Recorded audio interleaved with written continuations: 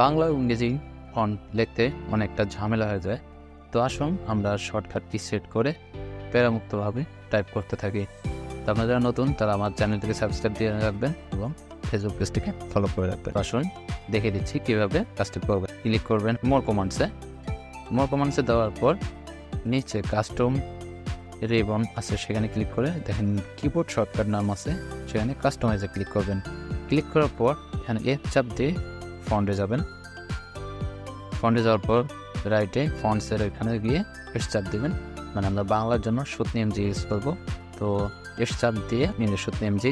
তো এখানে আমরা দেব প্রেস করব আল্টার বি, মানে আমরা বাংলা লেখার জন্য আল্টার বি সিলেক্ট করে নিলাম। ওকে, অ্যাসাইনমেন্টে ক্লিক করব। এখন আমাদের ইংলিশের জন্য করবো দ্য নিউ রোমান ফন্টার জন্য।